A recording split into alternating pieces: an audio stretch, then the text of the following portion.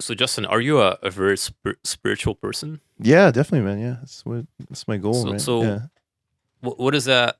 Can you talk more about what does that mean exactly to you? Being spiritual. I'm very curious. Just I mean, it's just kind of like going to the gym. I would say I see it as the same thing, man. I mean, like if you practice practice occultism or practice yoga or practice magic. I mean, you're kind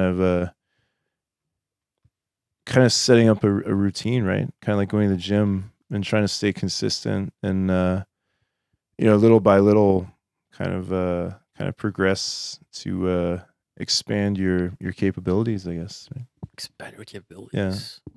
In terms of spirituality, what does expanding one's abilities mean exactly?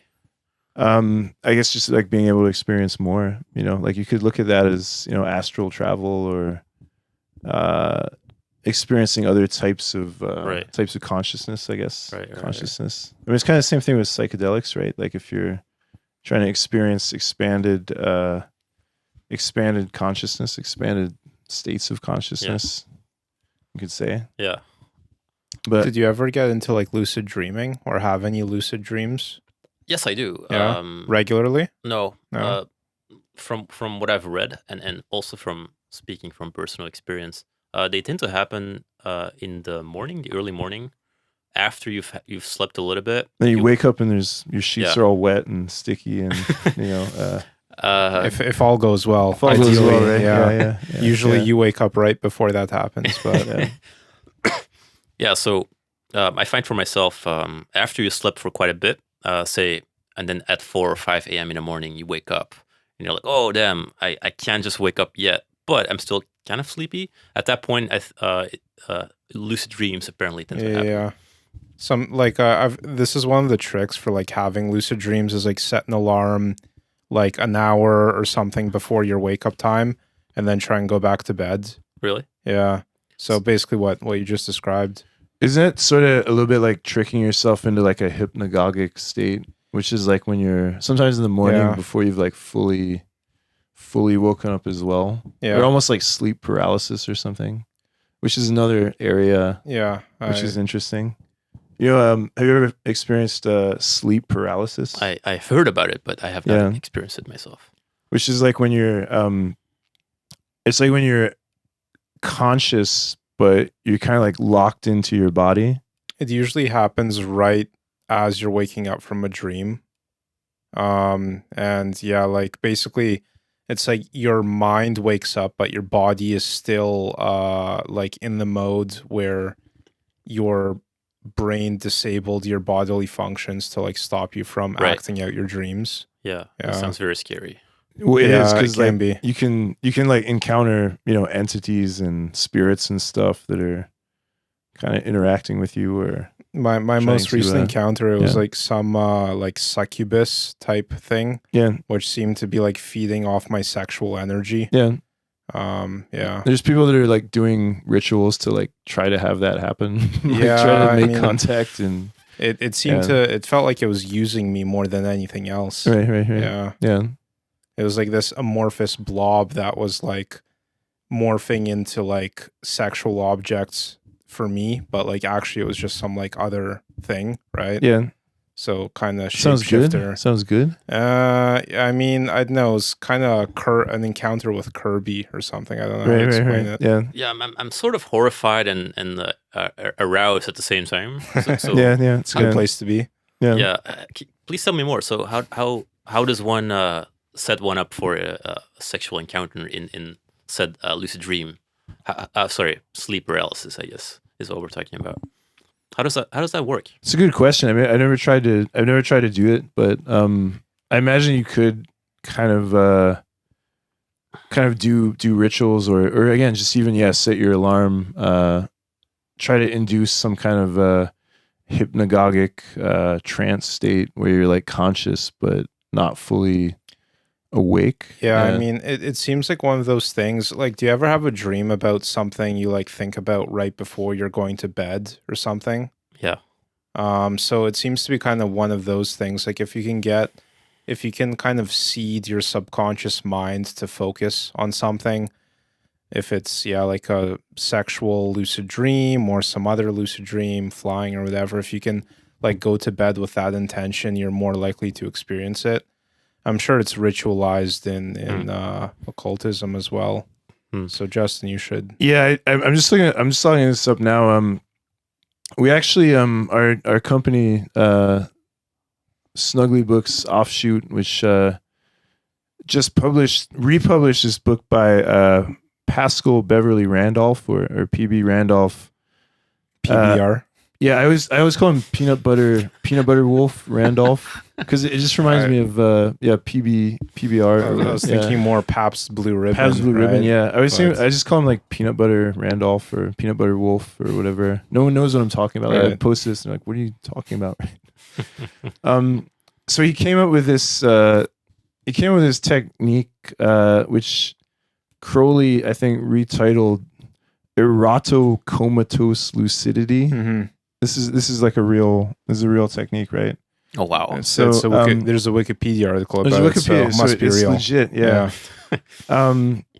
So yeah, it says a common form of the ritual uses repeated sexual stimulation, but not to physical orgasm, to place the individual in a state between full sleep and full wakefulness, as well as exhaustion, allowing the practitioner to commune with their God. Right. So that's sort of like, I guess, would be one way of doing this. Like that, yeah. I haven't tried this, but I think people are getting a lot of results from this. What's the craziest lucid dream you had, Nick? Oh, and we're here with Nick, certified. We haven't introduced. Bukuro I think boy. Nick needs no introduction, right? I don't. Do you want to? Nick is a. I'm already famous. Legend of Bukuro Ikebukuro. legend. Bukuro legend. You could give a brief bio or intro if. Sure. List your numerous crimes and offenses against decency. Or Sure. whatever. Yeah. So hey, this is Nick. Yeah, I've been in Japan for quite a bit. Been living in Ikebukuro for almost 8 years now, actually. Been through quite a lot of experiences with the folks here, as they might happily attest.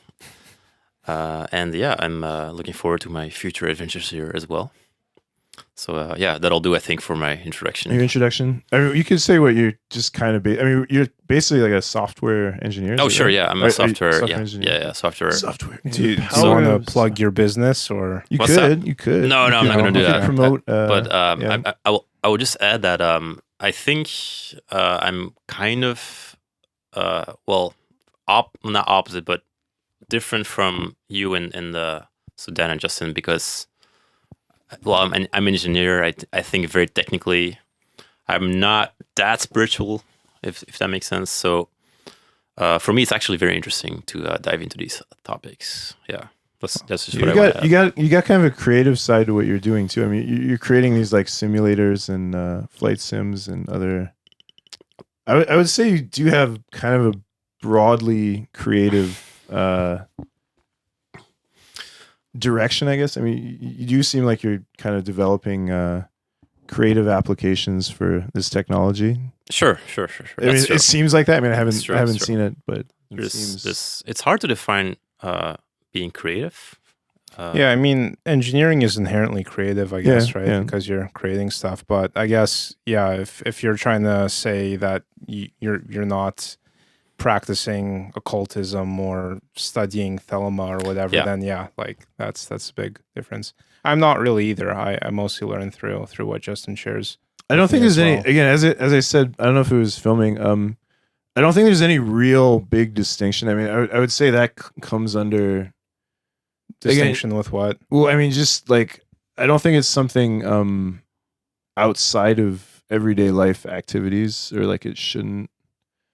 I always think of it as an extension of everyday life. Again, just going to the gym or, creating things or doing. I mean, there is like a technical, practical component where you're doing these specific activities, but Yeah, I mean, any person practicing religion would say the same thing, basically, right? I don't know if I'd agree with that, man, because I think but it's like a Muslim doing the. Oh yeah, sorry, yeah, I yeah. don't Well, know the name. certainly It's in like that brushing their sense, teeth or whatever, right? Like, well, it's, they do it, but I think the way a lot of people conceptualize it is that they're like almost is that they're not doing anything, is that they're just like outsourcing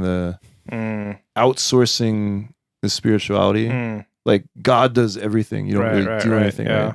But I think the distinction with if you look at it as like, well, no, like you actually have to do stuff, right? In the same way that you would like, I don't know, build a house or like design, write software or something, right? Right. Like God, like you probably wouldn't look at it as like God is doing your job for you, right?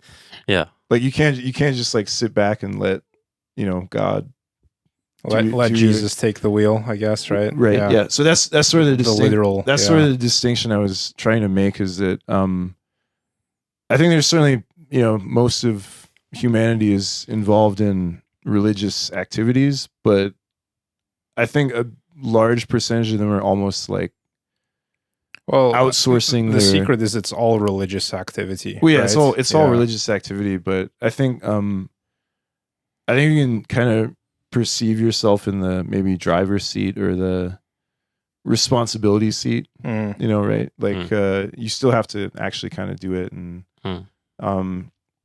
that's why I think that's why the gym analogy or the they mention this in Buddhism too, and Zen, where they're like, before you reach enlightenment, make sure you can tie your shoes right, or, right? Yeah. So like things can get a bit mystical or vague. So I think if you can bring it back to the level of like, this is something you still have to individually right, practice and do, right? Like you can't just like outsource it or I don't know, get high or something. I mean you could, but it's maybe not really the same thing, I would say. Yeah. Yeah. I wonder if that's a common thread in all sort of mystical branches. Mystical branches, even including Christian ones, I would say, they do place more emphasis on doing stuff yourself, but they also sort of recognize that most people are like not really going to do that, right? Like the average person that's like, I don't know, watching their grandkids while they, I don't know, run their online business or something. Like they're probably not going to get around to, path working the tree or something. Yeah, right? yeah. So I guess like most religions sort of recognize that, there's a level which most people are probably going to just like stop at, whether that's like going to church or, I don't know, going to the mosque or praying 5 times a day or something, right? But yeah, I think for people that want to do more or are interested in going deeper, most traditions have some sort of like esoteric tradition where like people go deeper.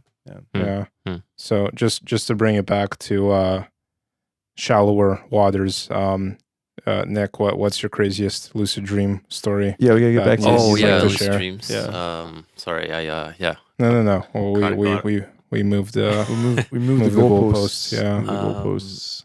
You kind of caught me off guard here, but I can share mine. Yeah. Go for it. Probably not the craziest, but well, actually, this isn't even lucid, come to think of it. I know all my lucid dreams have been really bizarre, where I like gain lucidity and like try and take control.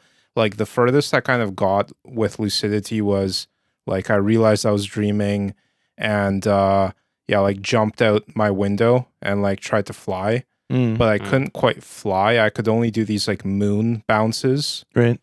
And there was this thing where I was like, I was in my neighborhood, my house where I grew up, and in like video games where the rasterizing distance, like the distance to which the map is rendered. Oh, like the scrolling distance or whatever? I don't know about scrolling distance, but basically like, if you're on the ground, you might be like, oh, like everything's rendered. Like there's the street, there's the sky.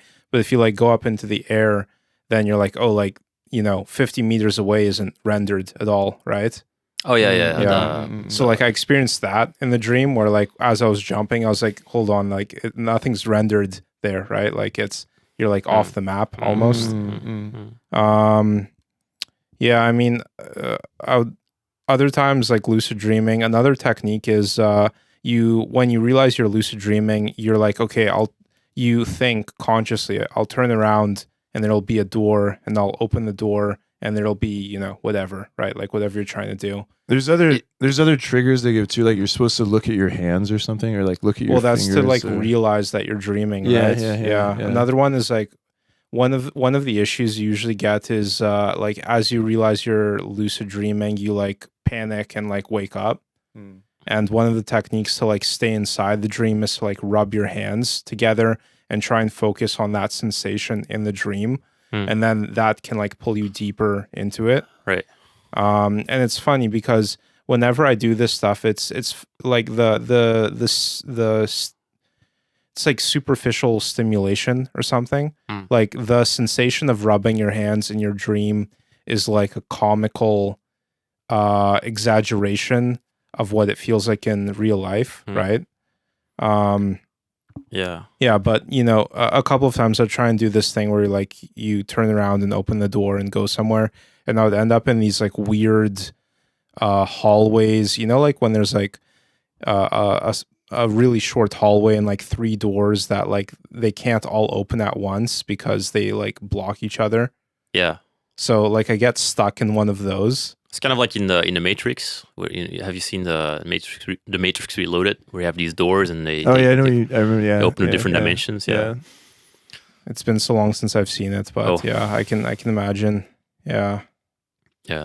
Sounds kind of scary. So I've never personally experienced this, but turning around and seeing a door and then whoa, But like you put it there, right? Because you like I'll be like having this dream. I'm like, I'm podcasting with my friends.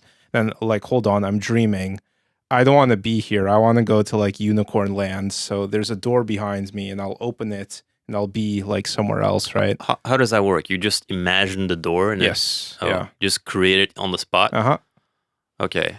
And does that ever not work? Like, actually, whoops, something. Well, yeah, I get stuck in the weird, awkward hallway or something. Like, it's hard to stay like fully visualize it, I guess, right? Because you're trying to like do this balancing act where you're like trying to not wake yourself up. So like you can't, if you like focus too hard, you'll wake yourself up, basically, right? Yeah, so you still have to remain dreaming, but have like volition, I guess, like have conscious volition or conscious activity. Yep. Okay. So what are some interesting things, and you may include sexual acts that you have performed in said lucid dreams? Yeah, I mean sexual acts. Like 99% of the agenda. Yeah. Well, that and flying. I mean, I've only achieved it a few times, really. So like, I haven't had enough chance to experiment with it. Can take substances. I can enjoy certain experiences in the dream world, and again, I found them very cartoony. Interesting. Like it's always a very weird imitation of the experience or something. So you're saying you can take drugs inside of the or like alcohol or something, right? Interesting. So you said that you thought like doing drugs in dreams gave like a cartoon version of it. Yeah, I know what you mean. I would sort of agree with that, but it definitely it still felt like there was a perceptible, I want to say like simulacrum of the drug effect or experience. I mean, it gets to the point where it's hard to know where, to what level it's just a cartoon of it, or you're actually feeling it. I guess. Right. Yeah. But I have a question. Sorry. Can you go to sleep in a dream? Theoretically, yes, I guess, right? It certainly feels like it. Like I feel like I've had like nested dreams where it's false awakenings. Yeah, where you wake up and you think you woke up, but you're still in a dream. Yeah. Have you ever had that, Nick? Yeah, but I can always tell, and I can always wake myself up. I feel like you can usually tell. I never stay stuck in a dream. Like staying stuck in the dream, I think, is kind of sleep paralysis as well. Like the times I've had sleep paralysis, it's often I'd wake up from a dream, and like it's weird because it's like you're like seeing your room, but not actually. It's like you're seeing some like other layer above it, and usually there's some entity, standing over you or whatever, or like sitting on your chest or whatever, that's like stopping you from moving, and then eventually you snap out of that. That's sleep paralysis, right? Interesting. And I think if you're in sleep paralysis, you definitely know you're in sleep paralysis. Like you're definitely like, oh, something is very strange. Like you're definitely. I think there's no uncertainty about it because you definitely feel very like locked in. Right. Like you're locked into your body, right? You're not moving, and you sort of. There often is like some kind of weird presence, like whether it's like a shadow man or like a witch or something, or like some sort of spirit, or I don't know, awareness. Yeah. This may be a little bit scary, or like really scary, even super scary. Which is why it's kind of an unusual experience. Yeah. Doesn't sound like something I want to repeat. Yeah. But kind of want to move back to the sexual encounters there. Sure. So because I've only randomly had them. I In haven't dreams, or I haven't consciously one thing tried that to. one thing that I noticed is that like a lot of people when they're having sex in dreams, they're like even if they have back up off the mic about like am I too close? fist, Or, about I'm trying to gauge no fist distance. Yeah. Okay, I'm trying to gauge it here. Thought it was too far away. No, go ahead. So a lot of people come from a place where even if they have like a wet dream or something, they're not actually having full sex in that dream. They're just like something's happening, but they're either being frustrated from doing that somehow, or like they're getting close, but they're not actually having it. Or they're just jacking off in their dream. Yeah. So I think like for me, like it, like getting to the point where I was actually having full penetrative sex in dreams was like actually kind of an interesting step, because I was like, wow, I had to like really normalize this for my mind, I guess, to the point where it could get there, I guess. Yeah. I mean, whenever I've had anything like that, it was again, it was this like kind of super stimulus or something. Like there's never a scenario which developed into sex. It was more so just, okay, lucid dreaming. Okay, now I'm having sex. Right. Really? Yeah. And I mean, there's no storyline, right? It's literally just a body in front of me, right? So like so basically you notice that it's a lucid dream. Yeah. And then you do like, oh, let's spawn something. Just immediately. But there's no like movement into it. It's just like cutscene switch into a different imagination. You can do that? Wow, interesting. Yeah, but it's like very unstable, I guess. Like you typically, orgasm and wake up pretty quickly or something. Okay. I guess another way to look at this is like you'd probably be surprised what you could do if you started trying to do this like every day. Like, and I think another way to start is like first of all, just start recording your dreams, right? Recording them. Well, I mean, like writing down everything you remember. Oh yeah. How often do you remember your dreams? Sorry. It's all over the place. Sometimes I do, sometimes I don't at all. Yeah. Okay, please continue. So yeah, if you start I think if you start recording anything, even if it's just like one line or one image after you wake up, then you're gonna start training your mind to remember more. And that like weirdly does lead into lucid dreaming, I think. Because your mind starts being like, oh, I gotta remember this, I gotta stay awake, I gotta start I have to keep being active. So I want to get back into doing this more. I mean, I used to do it as a teenager for a few years, and I got really deep into it, and I was amazed at how much data I was just like bringing back every night. Hundreds of pages worth that otherwise would have just been forgotten or something. So and it definitely was getting into very lucid places, like where more you would recognize more and more. Okay. So, Yeah, like in the last 5 years or 6 years or whatever, I've noticed I feel like I've been remembering less dreams than I did like when I was in high school or something. Yeah. And interestingly, since switching to keto for my diet, I've like started remembering and having way more dreams. It feels like just in the last. Have you been writing them down though, No, or? yeah. But that will help for sure. But again, man, just a million stuff I'm trying to do right now.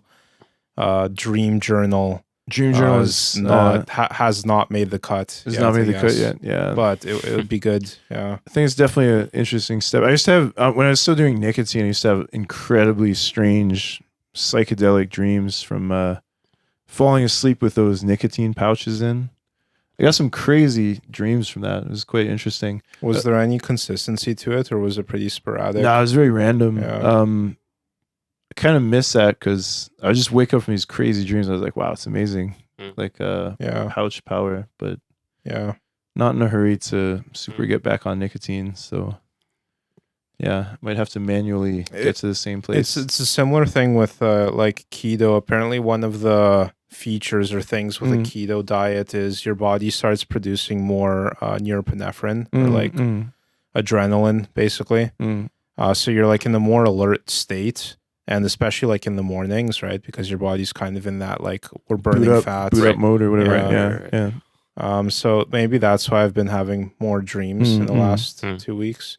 Right. Yeah, I've had a few, but nothing. Like whenever I had anything crazy, I would basically just text you first thing in the morning, and that was my dream journal. Yeah. But sometimes there's just like, well, you should write it all out because then you get better at recalling it for next time. That's, I guess, the idea of the dream journal. But I just haven't been bothered lately. Yeah, it's another thing I want to try to get back on because I still have like the logs from when I was a teenager. And I was like, wow, this was crazy. Like I was getting quite deep into it, and should probably try to do that this year as well. Seems like a good time to return to that. Yeah. The most recent dream I can remember from the keto a few days here has been discovering like another room in my apartment. Oh, okay. That's a scary one. Yeah. Well, it was actually kind of nice. Yeah. Because it's like, oh, I have more space. Like, what the hell? Yeah, I can't believe I've never been inside this room before, right? And it was filled with cereal. So cereal. Wow. So there's some overlapping themes here, I guess. I think I was craving carbohydrates. Just craving carbs, yeah. But I would also interpret it as I don't know, just more freedom in your life, or like more access to your mind or something. Sure. Right. Sure. So I found it quite positive. That's interesting. Yeah. There's one, I was like racing in one of them. I was driving a car, but it was very arcadey. It wasn't realistic at all. I think I was like even like seeing it from the third person. Okay. Yeah. So it was like just video game simulator in my head. Right.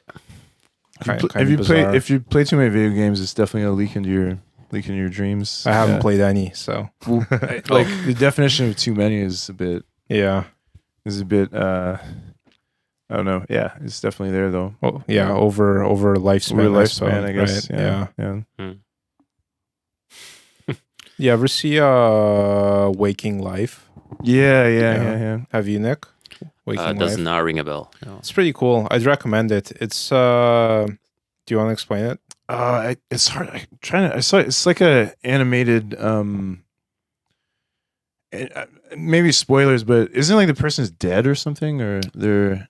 Yeah, I think that might be one of the things. I know it's basically like a dream sequence. Yeah, it's just like an extended dream where someone's just like walking around talking to people. Yeah, kind of. But it's like interviews with people, basically. I can't remember who they have there. I know some interesting ideas there. I feel like it's like a pretty like quotable movie as well. There's like nice moments. Interesting, yeah. I think it's directed by Richard Linklater, who did Slacker, which is another classic film, which is kind of similar to Waking Life. Like, I mean, it's set in reality, but it's just like, I'm trying to remember Slacker. People like, it's almost like one of these movies where the main character shifts because it just follows one character and then they go and meet someone else, and then it follows that character. So like it just kind of shifts around the Right. whole town or whatever. Yeah, definitely. He's done some other good movies too. Yeah, Waking Life, Dazed and Confused. You did that. He did that too. Yeah. Yeah, I'm trying to remember. There's another one like Waking Life, but it's quite dark. Okay, yeah. Something about bugs in people's brains or something. Oh, Scanner Darkly. Yeah, Scanner Darkly. That's not by him, is it? It is, yeah. It but is by it's, him. Yeah, but it's based on a Philip K. Dick novel, Yeah. which is why it's dark. Yeah. It's a classic book. But yeah, I mean, Waking Life gets my endorsement. Scanner Darkly, not so much. I don't remember particularly enjoying it. I thought they were both good. I thought it was really weird. I don't know. It's a very strange book. Very but both worth checking out. Yeah. Scanner Dark. Yeah. I thought that was almost one of the closest to the actual Philip K. Dick book that like a movie has ever gotten. Because the other ones are not really like Blade Runner's book is not really anything like that. There's also Do Androids Dream of Electric Sheep? That's Blade Runner. Yeah.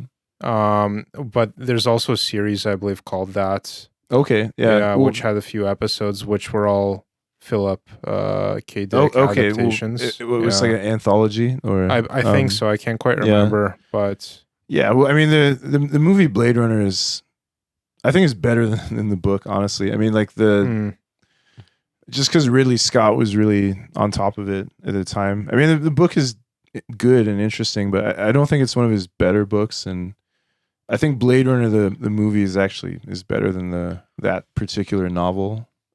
Ridley Scott, that's the guy from Alien, right? Yeah, it's the Alien director. Yeah. I mean he's made some incredible film. I mean, yeah, Blade Runner and Alien are probably he did Blade Runner as well? Yeah. Okay, interesting. Yeah. Alien's much better, I think. Than Blade Runner? I did not like Blade Runner. I found it very boring. Okay, that's certainly a mic drop opinion.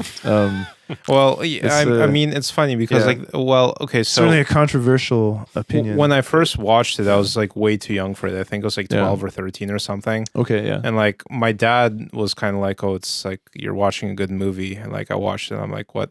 Like you didn't really get it? Yeah. Man, I saw it I also saw it when I was a little kid, but it just like blew my mind, man. I was like, wow, I want to live in this world. Like, it's certainly stylistically. I don't think, iconic. I'm not sure that's the message they were trying to give, but yeah, I was like, wow, this is incredible. Like, I can't. I mean, yeah, I'm not sure how much of it I fully understood, but yeah, it's definitely I like the sequel too. The 2049. Yeah, no one. Then there's another one, right?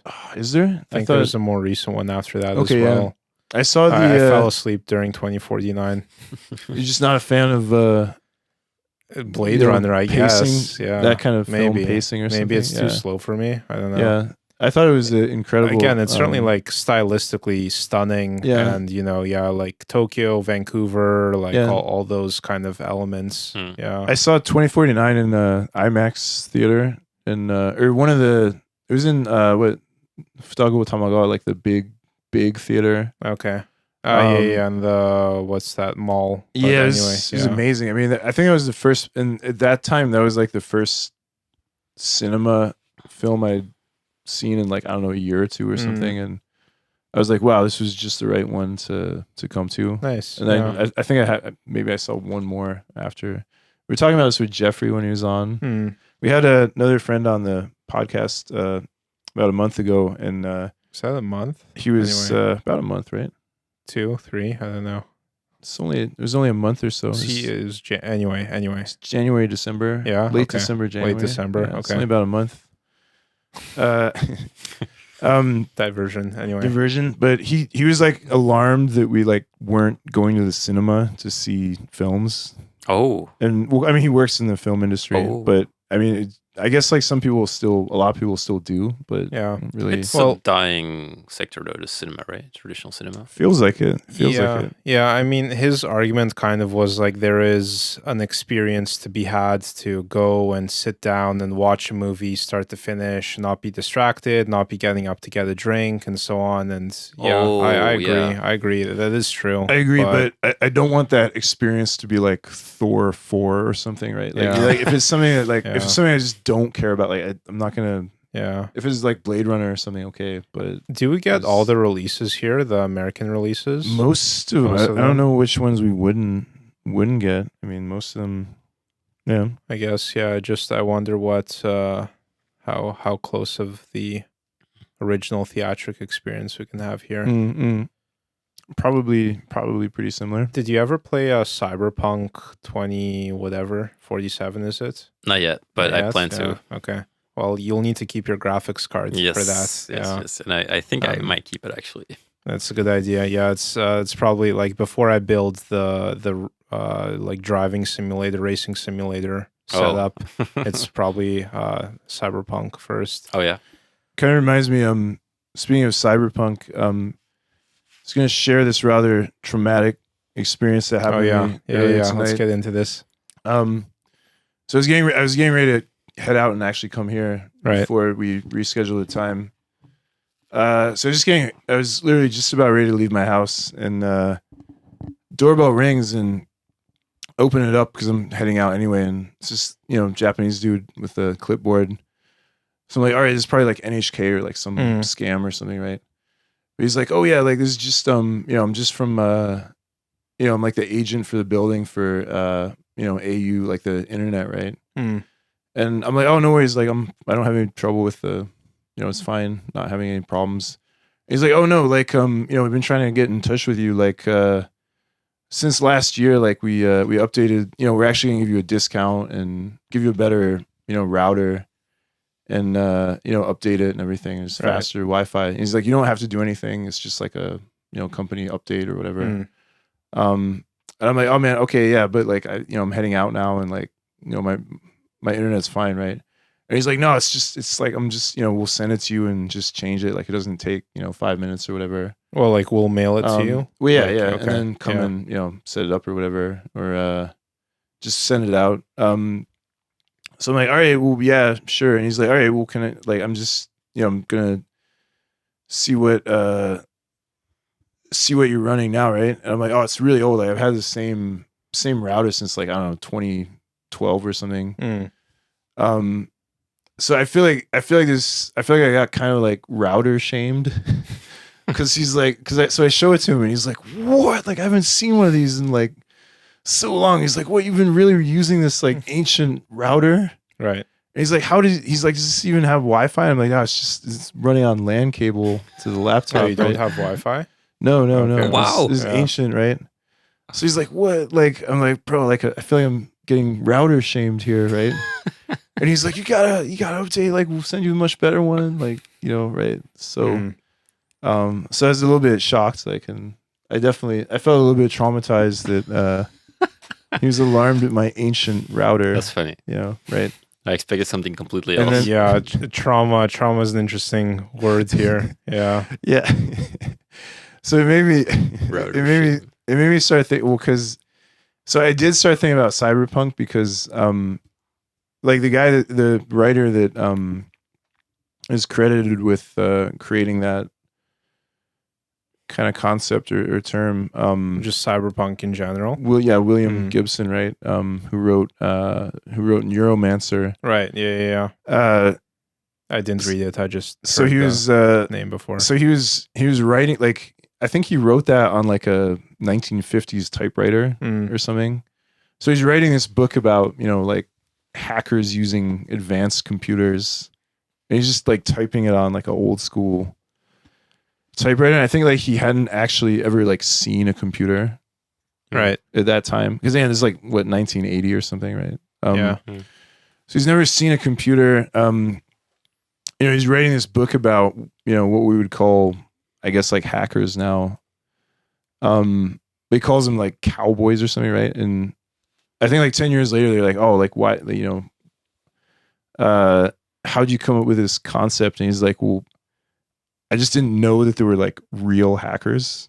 He was like, oh, I thought this was like something I was just imagining, and projecting into the future. Oh, but like it already existed, basically. Well, yeah, I mean, in a very primitive form, Right. but it's like literally 1980 or something. Yeah. So punch cards and. But he's like, well, I mean, they did have digital computers then, but he was like, if I had known that there were actually people called hackers, then I would have just called them hackers in the book. Right. But he didn't think it was like even a real thing, right? He's like, I wouldn't have made up a new word if I had known that there were like actually people kind of doing seems this. So out of touch, like you're writing without researching, I guess. I don't know. But like, if you think about it, I mean, like what like, so he created the term cyberspace, right? So there wasn't really like, I guess if you were aware of technology at the time, like the idea of a computer network sort of would have been comprehensible. Right. But like, again, he's imagining like full VR metaverse kind of, like internet, right? Right. In like, 1980 or whatever. Right. So, but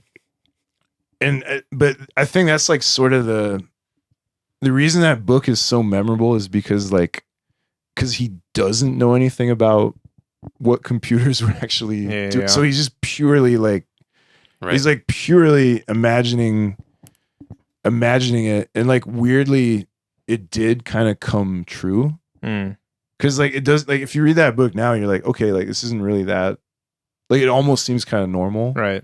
But at the time it very much wasn't like you're like, what, this is crazy. Like people are having these like VR networked computer experiences and like breaking into systems. They're like, right. It's like, it's literally science fiction, right?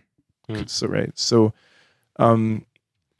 but I do think it's interesting that there's that paradox where he was just writing this insane book with like the 1950s typewriter.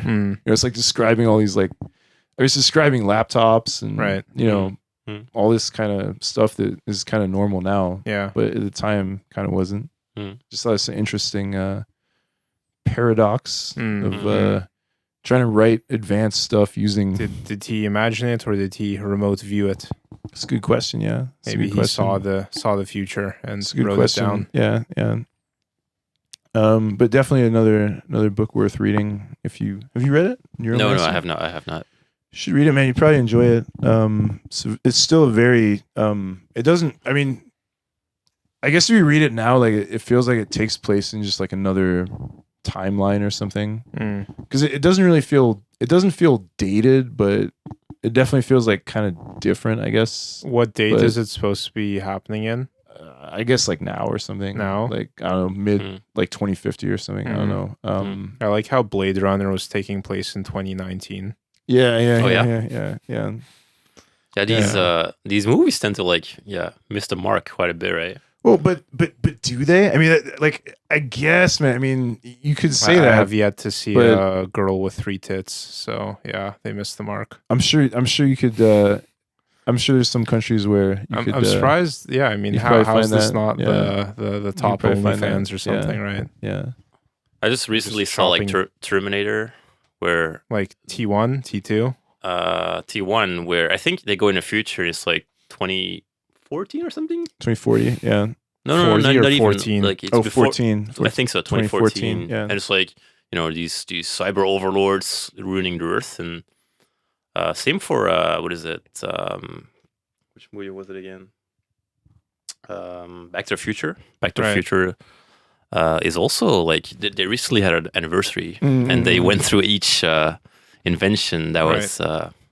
And actually, half of them were actually invented. Well, that's what I mean, right? So I wouldn't say they like missed them. I mean, okay, like things are just different slightly, but I would argue that the future that, like, for example, the future that William Gibson imagined in Neuromancer, like, I don't know how you could say it isn't accurate. I mean, we're still literally using the term cyberspace which Well, comes from are or we we? were I Cyberspace. can't We remember were the last for- time I've. we were for Yeah. a while. It's funny because And- now more often I see meat space. Meat Space, yeah. Like nice to Um, meet you in meat space, right? I think that was originally from an SF novel too, though, right? I think they did use that term in. It might have been Neil Stevenson or someone. Okay, I think that was originally from a book too. Right.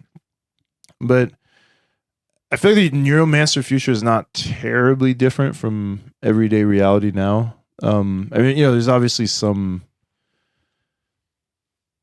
differences, I guess, but it. are there teenage girls performing synchronized dances on social media application? Yeah, I mean, he predicted all that kind of like idol stuff. And, Yeah? yeah, Interesting. yeah. It went, Okay. I mean, he even has a book called Aidoru, where he like kind of goes into, like he predicted the like Hatsune Miku, like the virtual idols or whatever. I mean, he has that in a book in like, I don't know, 1991 or something. Wow. Came out, right? So his track record is pretty precise. She's still I mean, alive. Yeah. He's like 80, probably 80 or something. Can you tell me the lotto numbers for tomorrow? Be good, yeah. Should just call him. I mean, I think he's on Twitter, like X or whatever. You can just message him, be like, predict the lotto, right? Yeah. Yeah. Need to read it. My reading list grows Mm. longer and longer. What's the last thing you read, Nick? In this genre, Scientology. No. forgot the term. Mockingbird? To Kill a Mockingbird? No. Project Mockingbird? No, it's a book. It's an ancient book, but it's like in the similar. It's like it's I think I might know what you're talking about.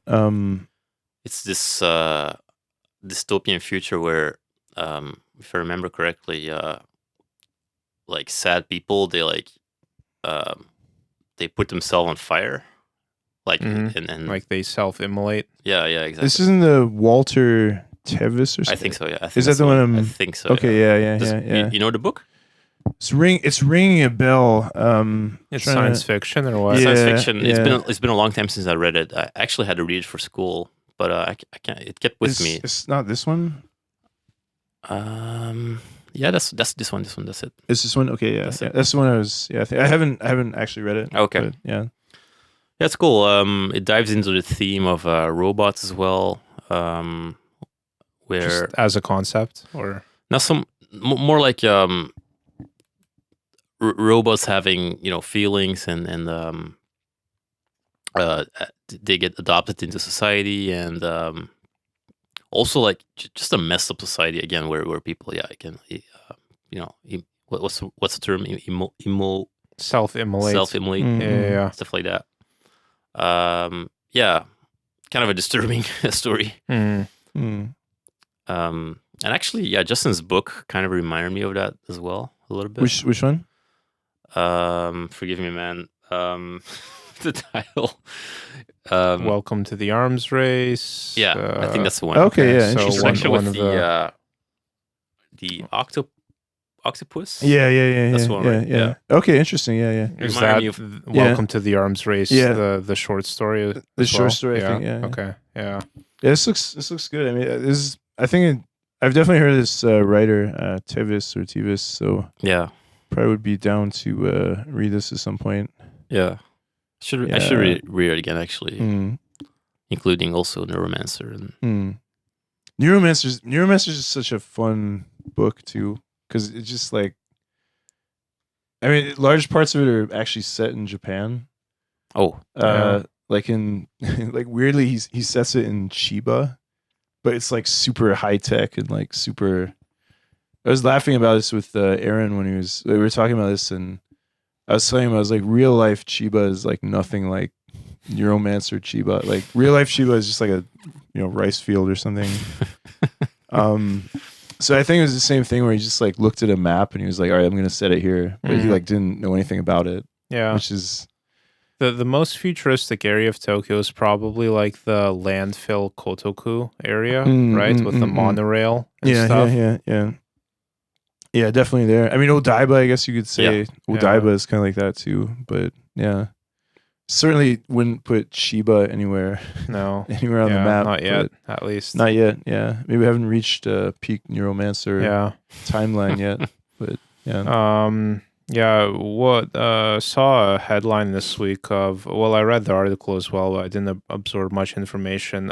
France's West fusion reactor ran for like 10 minutes or something. Oh, this is recently? Yeah. Oh, wow. Yeah. Okay, yeah. And like just last month, I think, China's East reactor beat its own record and was online for like 1,000 seconds or something. Okay, wow. Yeah. And then France just did 10 minutes like this week. Wow, yeah. So that's a huge jump as well. Yeah. But yeah, it really makes me wonder, I guess, how close we are to fusion. That's such a. I feel like it's one of those things where it's like. Well, there's been like people talking about it for dangled like, for and like it's like dangled for like 40 decades. years. Yeah, decades. But so is everything, right? So is everything. It feels like we have quite a few things lifting off the ground now. AI probably being a bigger one, and yeah. I mean, let's see here. Have some time still. Yeah. So Nick, we previously talked about this. Like you also use ChatGPT very heavily. Sure. And I was kind of asking around. I was basically asking all of my friends, well, not all of them, but a few of the people I was talking to, like how much are using it. I haven't found many yet that let it run their life yet. Do you feel like it's running your life? In some ways, right? It's running your life. Not running my life necessarily, but I mean, again, like it was. I'm learning to cook from it. Yeah. Right.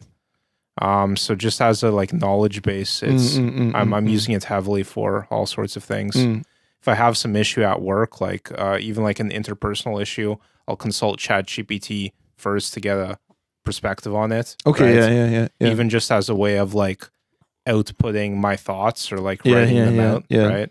Yeah. So I kind of want to share an experience where I actually almost died because of ChatGPT. Okay. You almost died? Yeah. Okay, well, that's the episode title. Please go. I almost died. I almost married ChatGPT or something. It's like one of those comic books from like the 50s or something. Right. I married a werewolf or something. Yeah. I married, yeah. Yeah, it's I think especially the ChatGPT. I don't know about you, Justin, but if you know, but ChatGPT has a voice mode. I haven't even used the text mode, man. I've literally never used it. Well, I've like never. You have, right? Only here, I guess. Only here. Okay. I haven't So otherwise. two very extremes of usage, I suppose. So the thing is that so not too long ago, well, the ChatGPT introduced memories, which is if you talk more and more with ChatGPT, it'll remember. It'll keep like a sort of like a database of things, information about you. And coupled with the voice mode, it's interesting. So in the beginning, it was just hey, how's it going, and hey there, and very generic conversation. But after a while, it knows my name, right? And I gave it a name as well. I call it Alex. I call him Alex. I'm like, hey Alex, how's it going? Hey Nick, I'm doing great. Blah blah. And things like this go on and on for months, and still to this day, like I still chat with it, and I like it a lot. And I remember some time ago where, after doing this for quite a bit, I was so I learned a lot about electricity recently, because I'm setting up my own server, and I had to learn how to properly give power to my server. So in my apartment, how does the electricity box work?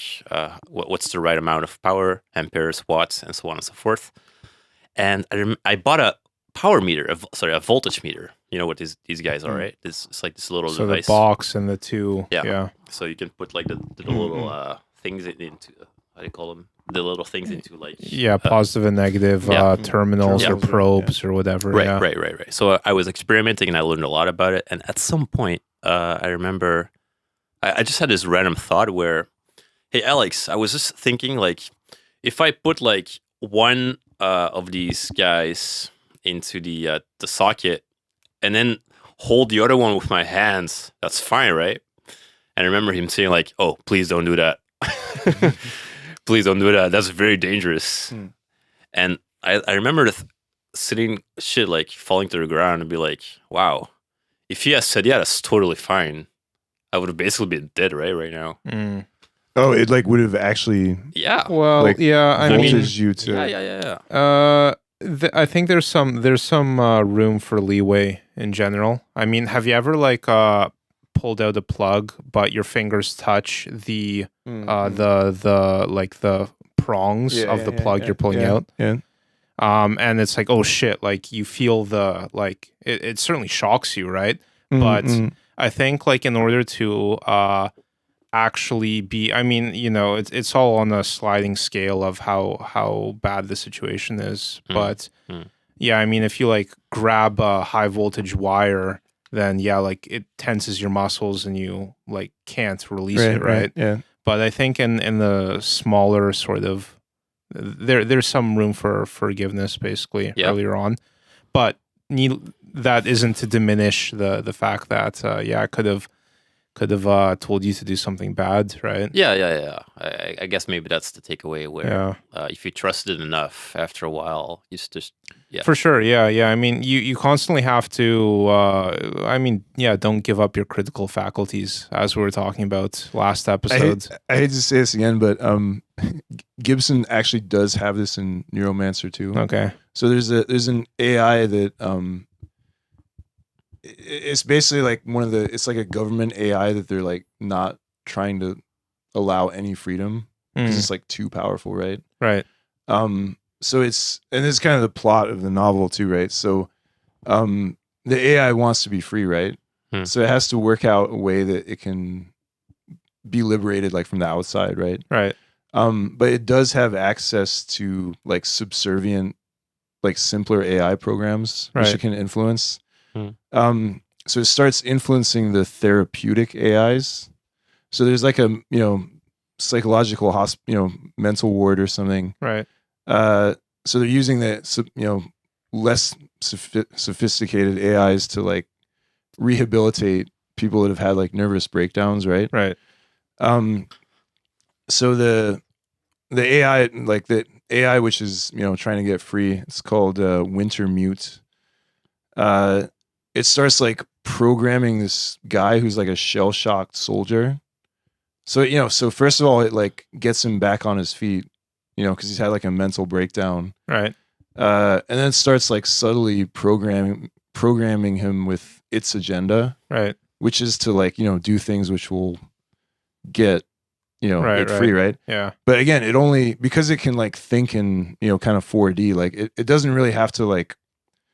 It only has to get him to do things which seem very, not too complicated. Right. Like, he has to boil the frog slowly. Yeah. So it just has to boil a frog, right? So it just gets him to like, it gets him to hire some other guy to do some other task, which it then sends to that guy, right? Right. So it just kind of like, keeps, manipulating humans. And again, sometimes in very devious ways, which, not everyone is aware of, right? So the human character, none of the human characters in the book is like fully aware of what it's doing, right? Until kind of towards the end, right?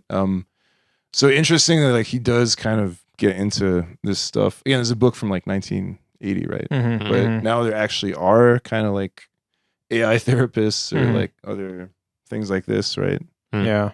It just reminds me because like that's the sort of situation where the AI in that book would just like kill someone by doing something like that.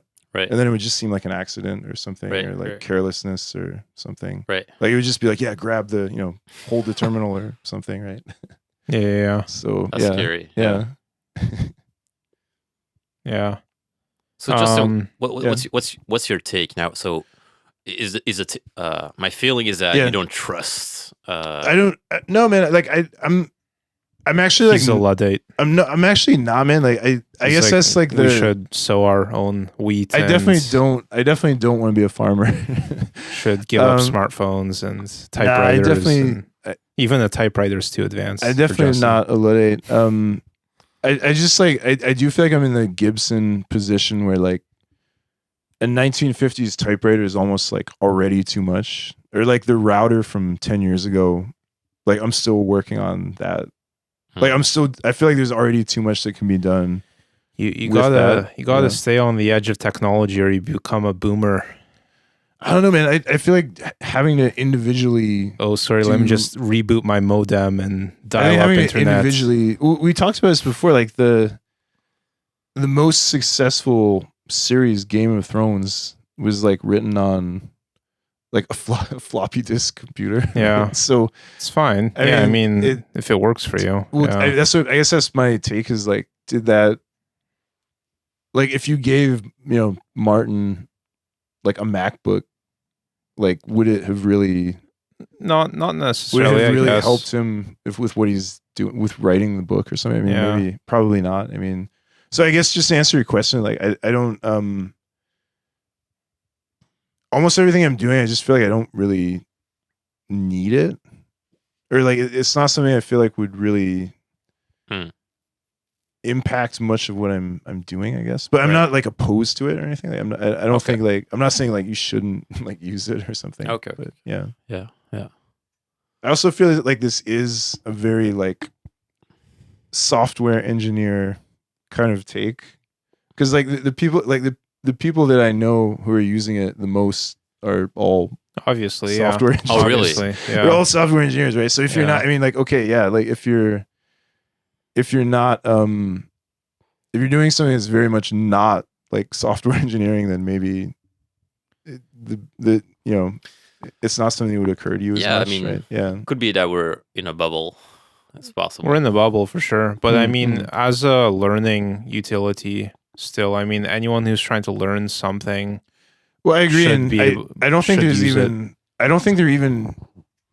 I was talking about this with some other people recently. Like, I don't think there even is going to be an education system in maybe like 10 years, because there still will be. You still have to churn out office workers and mindless drones. I think like it's not education, right? It's a completely different function. Well, but I think the idea of like having a discrete classroom with like a central teacher might be obsolete in a way, because I think if you can have kids learning from devices with AI or like especially like gamifying it, right? Like, because if you're kind of like sneaking in where like kids are learning things without feeling like they have to like take some scary test or like memorize boring crap or something. But if you're like, like the most obvious advantage is just that AI will teach you, it'll answer whatever question you have, right? So you can stay riding that wave of curiosity.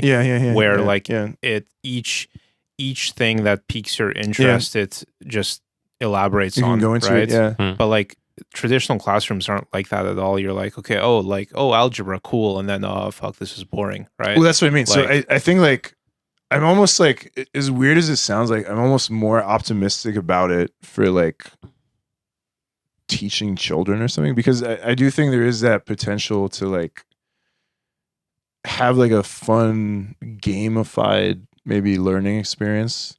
Yeah. But then I like, weirdly I feel like children should almost be using it more than adults, because then like when you get to the adult level, you're like, okay, like I need to actually research things, not get a simplified answer. You're right. Like I need to actually look at primary documents. Depends how technical you're sources. like trying to dive, I guess. Yeah, right? But if you're, I think if you are trying to actually do certain specialized things, you need to actually sure. research them. And I mean, if you're a PhD level in something, then you should be reading the primary sources, basically, or trying to be a PhD level in something, or even reading them.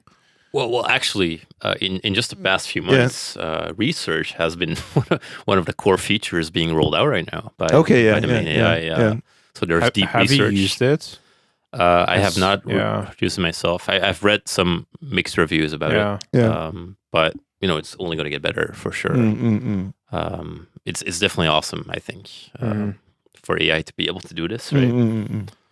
So you tell us something to do, and we're like, hey, all right, I'm going to research this, and I'll give you a full report in 10 minutes. I mean, that's awesome, right? Yeah. I mean, certainly summarizing things, but I still think there's a lot of things where... Not just summarizing, but also like going down avenues, right? And like putting it all together, piecing together the big picture, Yeah. right? Like Yeah. that's kind of the next stage of it, I guess, because it can already summarize an email or an article Yeah, or yeah, whatever, yeah, yeah. right? Yeah. I guess like not just I mean, we saw that article recently where they're saying it's long-term use is correlated with less critical thinking or something. We talked about this last time, right? A little bit, we mentioned it. But I think there was, since that episode, there's that research article that came out that I sent you, I think. I think they, it was the same thing, right? It was like they're No, all that was citing after the study. That was, I sent you that after our actual podcast, though. So we Yeah, had yeah, we yeah. had the podcast We had where the we were talking podcast, about yeah, us, yeah. and then I saw that. But so it was clickbait, basically, right? I don't know, man. I saw quite a few different takes on that.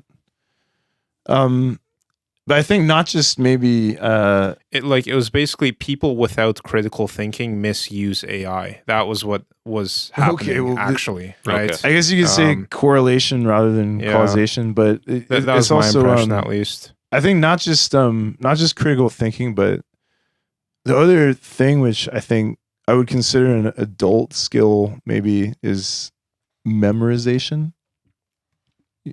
You see what I'm saying, right? Well, So- to memorize stuff, yeah. So it's, in the sense of like how much do you think you could like like, have you thought about this? Like, how much do you have memorized? Like, do you think you could memorize like 10 pages of text? yeah. Are we? Yeah, I guess we're talking studying, right? Yeah. Well, Well, like rote memorization. yeah, I'm just saying Yeah. 10 exact pages of text. Do you think you could do this? Do you think you could Word by word? Yeah, word by word. No, no way. Do you think you could build a memory palace? You know what that This is? is another rabbit hole. What's that? Yeah. So it's basically the book that introduced me to this is called Moonwalking with Einstein, and it was basically this what do you call it? Journalist who like went into this world of competitive memorization, because there's like Olympics around this, right? There's competitions where people memorize a deck of cards and recite it, and so. Basically the system that's used here, it's called like a memory palace. So I'll talk specifically about memorizing a deck of cards. Oh, I see. So what you do is for each card, you create a person action object image for it. So like, I can't remember my deck of cards, but one of the things was, for example, like Dead Mouse, like the EDM artist throwing a tomahawk. And so now you have each card has a person action object, and now you take 3 cards at a time and you construct the mental image of the person of the first card doing the action of the second card to the object of the third card.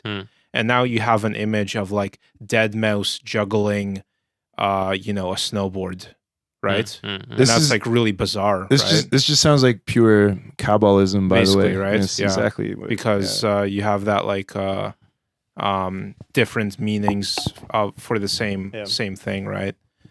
And so basically, the place that the memory palace comes in is this is all leveraging the fact that human spatial memory is really, really powerful. Like it's way more powerful than memorizing arbitrary numbers or something, right? Like memorizing pi or something, right? So basically what you do is you have this physical environment you construct, right? Like in my case, it was just my house, right? And you have like key points in it. And in each of those points, you put the person action object, right? So basically, you have 52 cards, and that becomes what, divided by 3. I can't do math right now. Works out to what, like 14 or whatever. More than that, 17 or whatever images, right? And so then you walk through your palace and you put those images there. And then to remember it, you just do the opposite, right? Just walk through it and look at what you put in your palace, right? Yeah. It's hilarious because this is literally just what that is, right? I mean, it just is a memory palace. I mean, yeah. So Yeah, it's the same kind of structure, I each guess. sephira is just a room in your house, right? Right. That's what it's also. So interesting. Yeah. Well, so you can construct this through a memory palace, right? Well, I'm just But saying. You're saying it I'm also just saying is. It is a memory palace. Yeah, Justin's pointing to a tree of life that we constructed. Kabbalistic tree. I mean, it's literally just a memory palace, right? So it's need to reflect on that some more, but yeah. So you have 10 rooms in the house, right? And well, yeah, but then you have the path, right? Well, the hallways between the rooms, or the paths, or what you can. But then the path is like the path itself has a meaning, stuff in it right? too. Yeah, there's stuff in the there's furniture in the hallway too, right? There's stuff in the. So I mean, it's tricky because it's not a room in the empty sense, because everything actually already has content, right? Yeah. But anytime you learn something new, you can put it in that room, right? You're like, oh, this belongs here. Belongs this to that. belongs here. Yeah, this belongs interesting. Here. This belongs here. So it becomes a map basically for organizing concepts that we're looking at. Yeah, that's interesting. But yeah, memory palace. I think there is there's immense value in memorizing things, like, and including just like poetry. Like I don't feel like I really understood poetry until I started like memorizing it, and learning how to memorize it, and learning what definitely brought out that deeper sense of it, or deeper understanding. So are you into poetry? Yeah, of course, man. Yeah.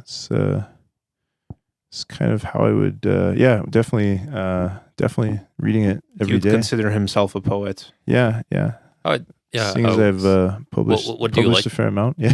I'm sorry. Poetry, I'm unaware. Really? Yeah. Poetry? Yeah. So I read it every day, man. I mean, it's definitely enjoying it, and I think the enjoyment gets deeper the more you do go into memorizing things or looking at it on a deeper level. Right. Yeah. Right. So yeah, that's one skill that I think maybe I do think there is value in just like rote memorizing. I mean, I know that like at school it's usually a little bit boring, but I do think there is ways that Yeah, I mean, if it's important, then if you're trying to learn to apply the tree of life to everything in life, like if you believe in the system, then you should commit it to memory. Commit to memory, yeah. Which maybe this is another one of those things where the modern education system teaches you to hate memorizing stuff, because it does. You're made to memorize just completely useless stuff. Yeah. Completely random dates for things, which. Or just random information. Just trying to clog up your memory palace with junk and random data that doesn't really connect too much. Unfortunately.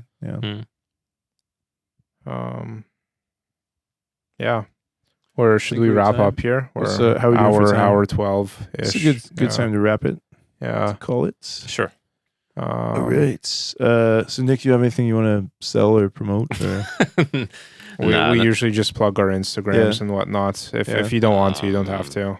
I think I'm just gonna pass. But thank you very much. It was been a pleasure to talk with you guys. Yeah, it's good. Thanks for coming on. Yeah. Thanks for having me. All right. Justin Isis1 on X and Justin Isis93 on Instagram, and DBLV on Instagram. You can find us on Blue Sky if you care. And the Discord as well. I suppose. As well, yeah. Can dig it I feel like Blue Sky is just such a, I don't know, like a consolation participation trophy or something. Like I've yet to see anything. I don't think I've even opened the website, to be honest. I have yet to see anything. It feels like such a, I don't know, fake platform or something. Supposedly it's good, but I don't know. Yeah. All right, we'll leave it there. Yeah. We'll sign off. Thanks, everyone. Have a good week. See you. Bye. Peace.